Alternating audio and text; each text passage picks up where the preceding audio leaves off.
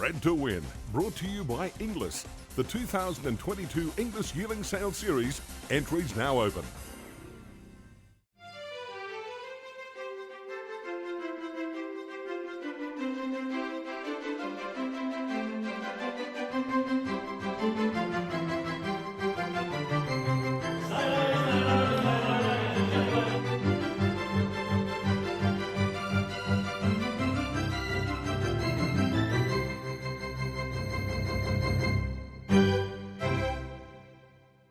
Hello, I'm Caroline Searcy. Welcome to another edition of Bred to Win. Coming up on this week's show, breeders of this year's Golden Slipper winner stay inside. Matthew Sandblom's Kingstar farm with the half-brother to a Golden Slipper winner, time to reign, new in 2021. And Widden Stud's exciting expansion into Victoria with two highly rated new stallions, Russian Camelot and Doubtland. And Leneva Park's Mick Sharkie in Arrowfield Studs, the horse who made you love racing. That's all coming up soon, but first, the latest from the bloodstock world in the Aushorse news of the week.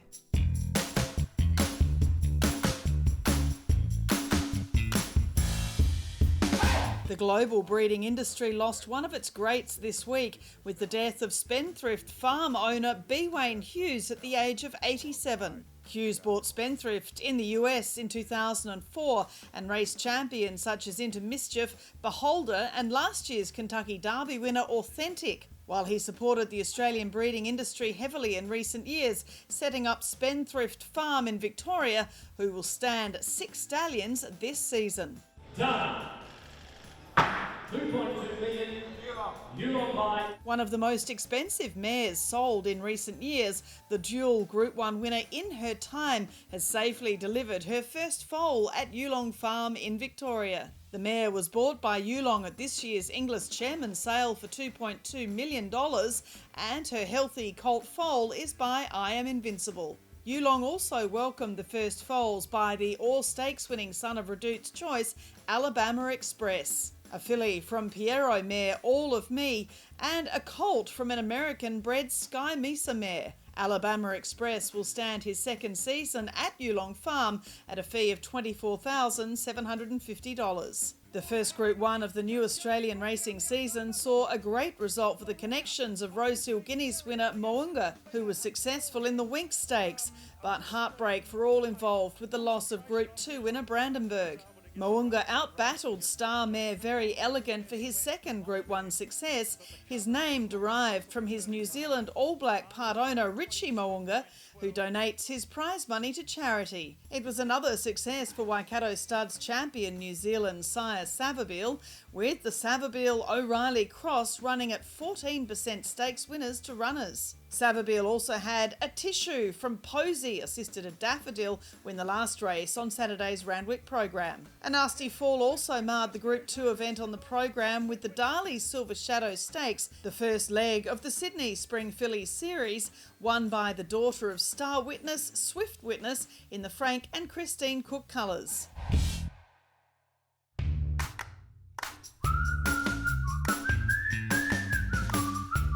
Jigsaw grabbed by He's Exceptional.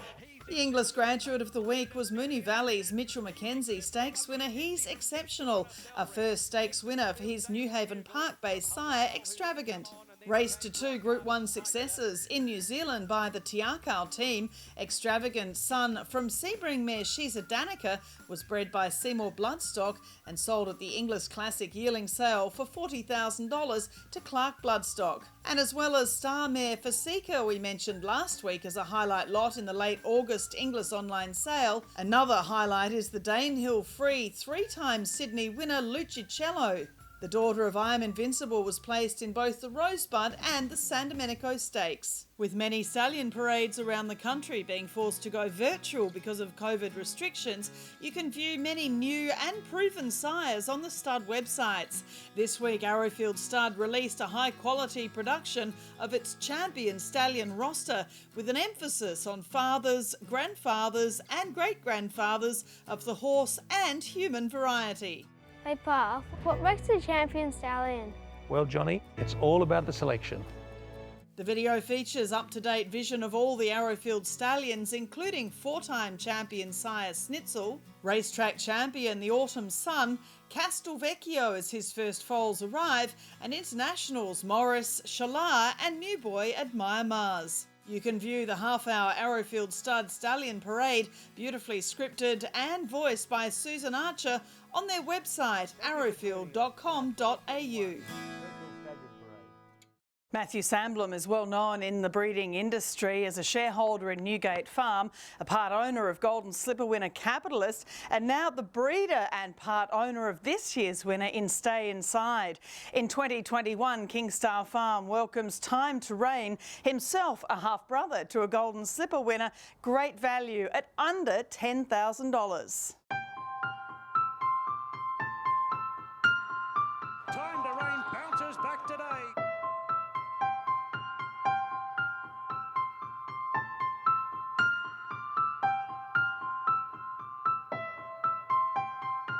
Well, Connor, it's an incredible time to be in the Australian breeding industry and things are going so well in the development of Kingstar Farm. You've come so far in just a short number of years. We have, yeah, look, it's been exceptional. Kingstar's only been going 4 or so years.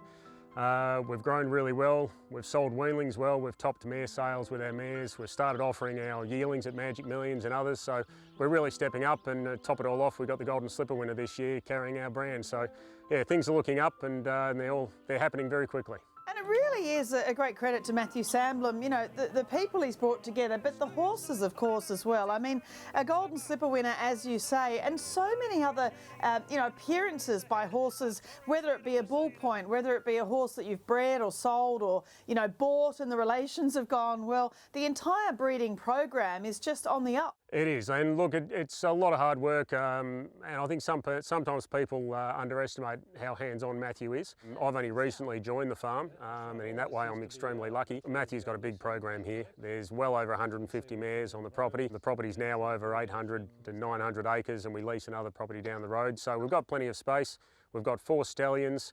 We foal down 100 or so mares a year, and as you say, the brand is well and truly out there. You don't get a better advertisement than the Star Inside Crown brand as it is being carried by a Golden Slipper in the first couple of years. But you see it a lot with the bull points that we've got running, and these other young stallions I think will do exactly the same in years to come. We couldn't have come any further in the short space of time, and that's credit to Matthew and Adam who have put this broodmare band together and the stallions together. A lot of breeders spend their whole lifetimes dreaming about breeding a Group 1 winner, let alone breeding a Golden Slipper winner. And look, Kingstar's been lucky enough and fortunate enough that our mating plans have come together and we've been able to do it pretty quickly. But we won't rest on our laurels. We've got a couple of big crops of yearlings to come through. We did sell Stay Inside, so hopefully we've got another couple of Slipper winners to sell next year. Time to Reign's going boldly in the lead. It's just great to see Time to Reign as a new sire at Kingstar in 2021. He's a grandson of Snitzel, a half-brother to a Golden Slipper winner in She Will Reign, and he's just a stunning type. He's exceptional. Very familiar bloodlines, as you say, the Snitzel Redoutes line, and obviously a very good female line that's been in the news recently, internationally. Half to a Golden Slipper winner, who of course is over in Japan at the moment, and produced a $2 million yearling just last week. So the female line is going from strength to strength, and I think Time to Reign will have a good future here.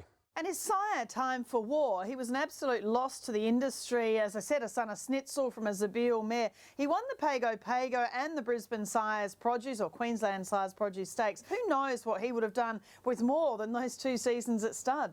Yeah, absolutely. It's always a loss when you lose a young stallion, particularly one that does come out with a galloper of Time to Reign's quality in his first crop. And it does make it a little bit difficult for some breeders to get a bit of a line on his sire sons like Time to Reign, but you've only got to go back to Snitzel and Redoutes and just see what that line's produced to imagine what Time for War could have been. It's a real shame to lose him, but we're hoping Time to Reign can pick up where he left off. And his Dame Courgette, well, as well as producing She Will Reign to win that Golden Slipper, she's by Charge Forward, and what an incredible broodmare sire he's been. Yeah, he's been fantastic, and Charge Forward does produce great broodmares, and then she herself is out of a Masque mare, so there's a strong influence there through the female line that most Australian breeders will be familiar with. Makes it very easy to breed to Time to Reign. Most mares do suit him. I think Courgette's going to prove herself to be well and truly a blue hen, and we're very lucky to have one of her sons. And as a racehorse, Time to Reign was out and going before Christmas, as so many Australian broodmare owners and stallion farms like to see. Yeah, he was exceptional at his first start, and I think in those pre-Christmas two-year-old races, you really do get to see which horses just have natural talent. They don't always know what they're doing on the track. Quite often you need to see a bit of polish put on them, but you just do see the horses that have that natural ability, and that's something that we've looked for. We've seen it in Time to Reign, we saw it in Unite and Conquer that we stood the year before. That sort of raw speed, I think, and raw two-year-old speed, particularly early, is something the Australian market craves, and that's certainly what we're trying to identify. He then made it 2 from 2 at Rose Hill, and you have to remember Sydney two-year-old racing has to be some of the toughest competition in the world. The Sydney two-year-old racing, particularly pre-Christmas, is extremely competitive. You don't win 2 in a row there easily, particularly against the quality of horse he met. He only really had a short break. He came out and was 4th in the Lonhro Plate, but straight then into the Group 2 Silver Slipper. It was just such a dominant win. He was basically eased down. Yeah, it's exceptional when you see two-year-olds win like that, and it still gives me chills now. I mean, he won that race very, very easily. That's one of the big lead-ups to the Slipper. There's been a lot of sires win that race. We always thought he was capable. He showed the ability early pre-Christmas, and he delivered on the day and rated extremely well out of that race. The form has stood up. I think that was the day he really proved he was a class two-year-old. Well, of course, he went into the Golden Slipper where he finished 5th to Kiamichi in the Godolphin trifecta.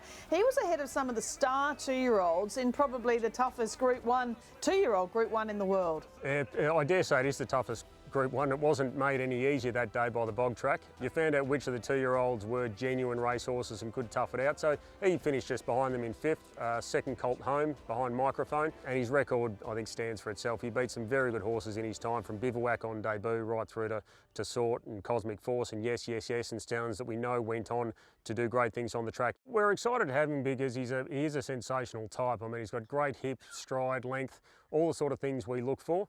But we've made him accessible. That's part of the Kingstar aim, is to make stallions like this that may otherwise be standing at unattainable fees elsewhere for a lot of people. Made him available to people to buy in, get a breeding right, and come along on the journey with us, because we've got a lot of faith in this horse. We've got about 3 dozen mares to send to him ourselves, and we are getting good support from other shareholders. As I say, the Kingstar model is to make these high-quality stallions and high-quality racehorses accessible, and if that doesn't get you excited, I'm not sure what does. Well, speaking of those sorts of stallions, Unite and Conquer, a grandson of Fastnet Rock and the champion filly Dan Glisser, a son of the late Hinchinbrook, his first foals are arriving this spring. How's he looking ahead of the season? He's a horse that doesn't take much looking after. He's a ball of muscle. It's a shame we only saw him 2-3 times on the track. He broke down at his 3rd start, and we can't wait to see his first foals. I'd be very surprised if they don't come out and look like very forward two-year-old types. And as I mentioned, I mean, Bull Point seems so popular, as well as having plenty of runners and some good winners. I'm always seeing photos of foals and yearlings coming through for mare owners. They have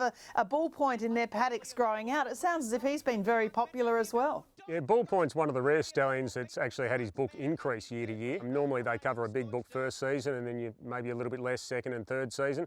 Bull Point's gone the other way. He started off with only a couple of dozen and was covering over 100 mares in his 4th season. He does get good types, and they're proving it on the racetrack. He's going to get another good book coming back this year, not just local mares, but they do come from far and wide for Bull Point, because he has got the runners and the points on the board. I've had a lot of trainers, a lot of breakers, a lot of syndicators come back to me commenting on the Lord of the Skies, and he may well cover his biggest book yet. He only had 18 or so first crop yearlings. He's going to have to do it the hard way, but I'll tell you what, they're very athletic, and they certainly made an impression. Well, we know Matthew's obviously a great thinker about the industry. He's built this great team at Kingstar Farm of horses and humans, with some of these value stallions really encouraging mare owners to enjoy the experience and obviously patronise your stallions. Matthew's an extremely accomplished breeder.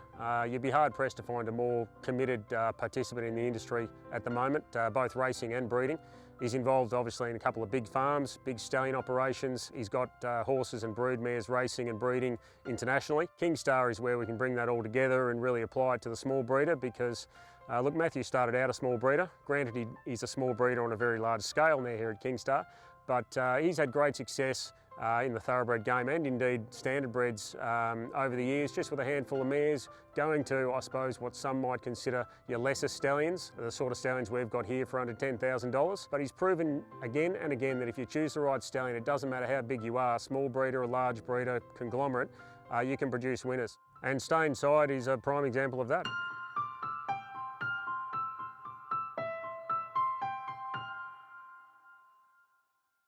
Time to Reign looks set to continue the great run of value sires at Kingstar Farm.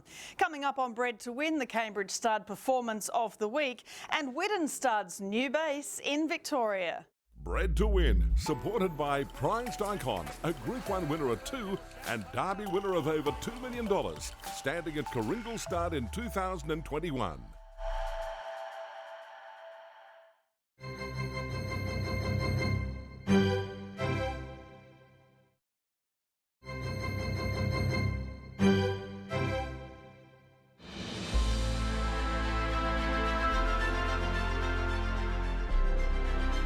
Right down the outside, Zuzarella takes the lead from Zapateo. The Cambridge Stud Performance of the Week came in their own colours, with Zoostar filly Zuzarella taking out the 3-year-old fillies race on Saturday at Moonee Valley. A daughter of the Almaher mare Zaz Perella, the filly was bought at the 2020 Magic Millions yearling sale from Duncan and Di Grimley's Glastonbury Farms for $250,000 and races in the ownership of Cambridge Stud's Joe Lindsay. Zuzarella is now likely to follow a path towards the Melbourne Spring Fillies Classic, the 1,000 guineas.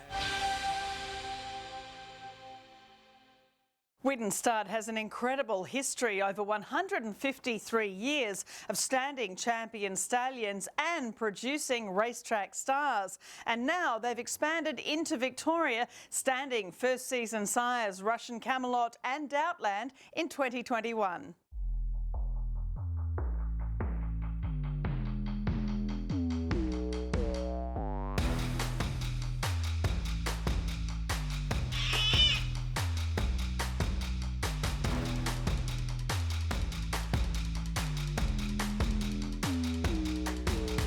Well, Phil, it's been great to see Widden Stud expand its historic operation into Victoria. Tell us some of the work you've already done on the property to complement your famous Widden Valley farm. Yeah, Caroline, that's right. It's terrific to have Widden down in Victoria. As we all know, it's such a great brand.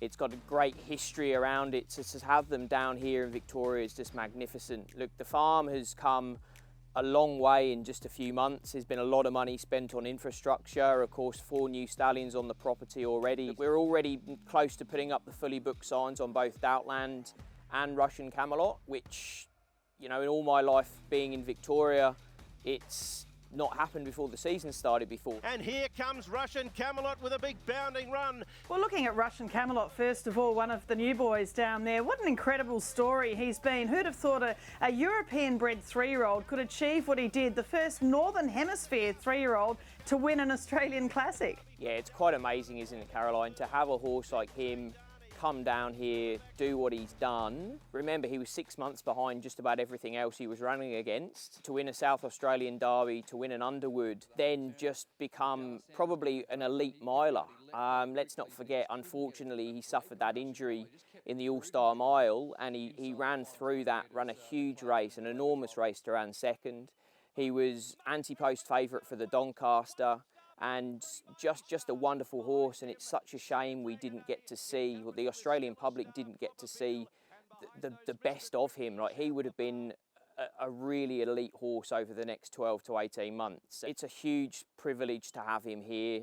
There was a lot of interest from a number of farms, both in Australia and New Zealand, so to have him here at Widden Victoria is just such a great privilege. He obviously was a lovely type, and he was identified as being able to suit the Australian sort of racing scene right from the outset. He's a beautiful horse. I didn't get the chance to see him as a yearling, of course, but I can only imagine, like, looking how he is now, he would have really stood out. Danny he's run out of superlatives for this horse. He reckons he's the best horse he's trained and likely to be the best horse he'll ever train. And for a young trainer like that, with a career ahead of him, for him to say he's probably the best horse he'll ever train is some statement. And he's by Camelot. I mean, he has that beautiful quality. Camelot is just a stunning looking stallion, one of the real greats by Montjeu, continuing that great Saddler's World sire line. And his dam side is so strong, Russian Camelot, as well, with the Saddler's Worlds there as well. It's a pedigree that screams breed shaper, doesn't it? I mean, Camelot himself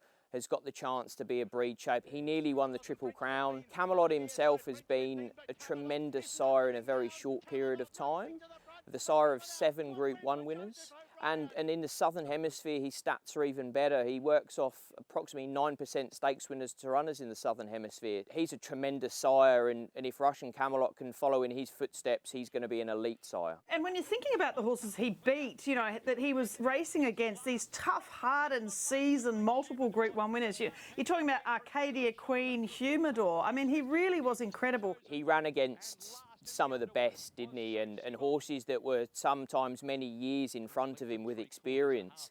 We all think that the best years were to come with this horse, so it was a great shame that his career was cut short, but he was able to run against and beat Arcadia Queen, who was at that time the very, very top of her game, and he was a long way behind her in both age and experience. So to do that was something to hold in great stead for Russian Camelot. It just goes to show that he was a serious racehorse. With so much prize money on offer, you know, those classic 3-year-old races, a mile out to 2,000, 2,400, it just seems like they're perfect for him. He's such a high-class horse. Of course, his sire Camelot has had phenomenal statistics and success down here in Australia, and this horse, he's going to be a real breed shaper in the same way you've seen a horse like Savabeel just stand out and dominate in New Zealand. I think Russian Camelot can do the same here in Australia. But Doubtland is starting to rip right away from them.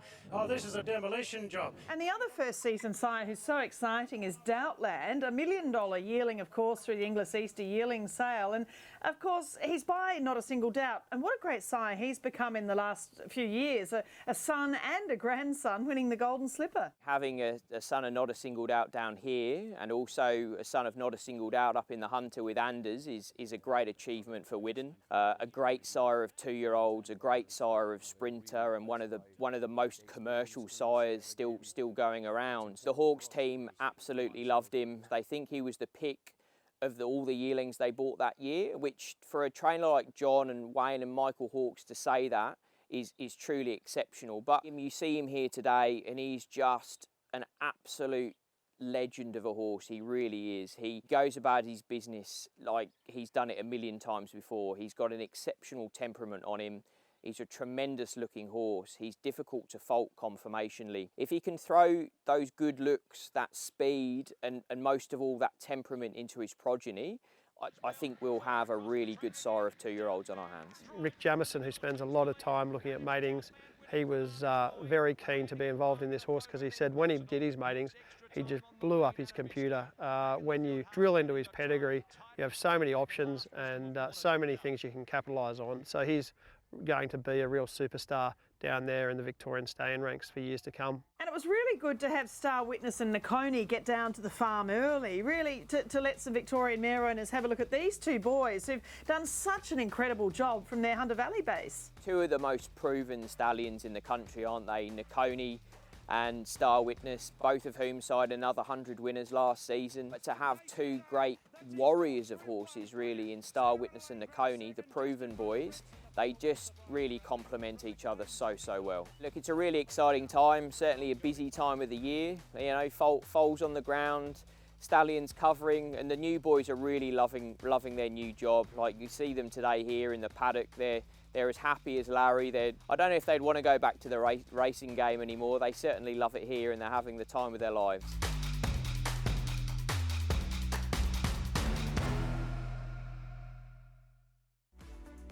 The G1 Goldmine analysis of Russian Camelot highlights his double cross of Sadler's Wells in his 3rd generation. When Camelot is crossed back with his grandsire Sadler's Wells, the Group 1 winners to runners rate sits at just over 3% and stakes winners at 9.3%.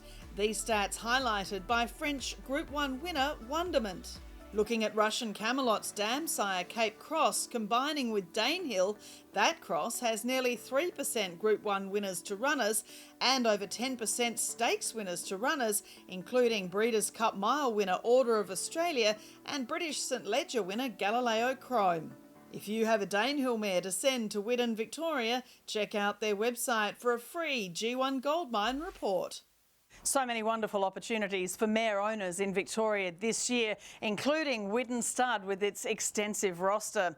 Coming up on Bred to Win, Leneva Park's Mick Sharkie in Arrowfield Studs, the horse who made you love racing.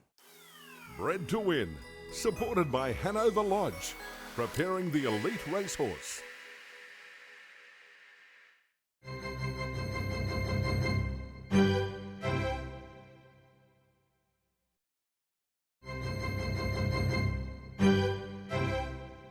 This segment brought to you by Arrowfield Stud, the brand worth its weight in gold. Well, the horse that made me fall in love with racing and made me love racing was Mahogany. Watching him race around the early 90s, the mid 90s, I was probably 10 or 12, and Dad would always have the races on a Saturday morning for his relaxation over the weekend, and watching him on telly, Mahogany just stood out. Something about him, I think it was the colours. It was that beautiful navy blue with the white, Lloyd Williams famous colours, and Mahogany's just incredible versatility. A horse that can win group races at 2, 3, and then as an older horse, and overall distances too, like guineas, derbies, lightning stakes. There wasn't anything he couldn't do, and because of his great longevity as well as his versatility, as a young fella, it was kind of like following a footy team. So I felt like I was barracking for Mahogany every time he raced, and he really got me hooked on racing and made me fall in love with the racehorse and the incredible things they can do. It's interesting, isn't it? It is like, getting the pre-season and when they're coming back in training and you're waiting for them to build up to the big Group 1s and so on. It really is exciting. And I guess when you look back at some of these races now, there are so many of these wonderful horses that have really enthused a huge generation of people working in the industry. I don't think there's anything like that nervous anticipation when you're coming into a carnival. And as a punter and a racing fan, you want to see those good horses come back, and you've got your favourites and you've got your villains, and then as you go along in your racing life and you become an owner, that nervous anticipation sort of extends beyond carnival times, and it could be in a Kilmore maiden when a horse is having its first start, and you have sleepless nights leading into that. They're just such a beautiful animal, and they're so easy to fall in love with, and I think the more people we can bring into our sport and the more Mahoganys there are of the future, hopefully that drags more in the doors and helps them to fall in love with the game that we love. And in coming weeks, we'll feature triple Group 1 winner Fierce Impact at Leneva Park in Victoria. That's it for this week's Bred to Win. Don't miss next week's show as we bring you the first Group 1 winner for Yulong Farm, the Phoenix Stakes winner Lucky Vega, a magnificent new stallion all set for the new breeding season. And you've seen the great stats from our sponsor G1 Goldmine. Hear from Matthew Ennis about how the data from generations of racetrack success is brought together to help you breed the champions of the future. That's next week. I'm Caroline Searcy. Look forward to seeing you then.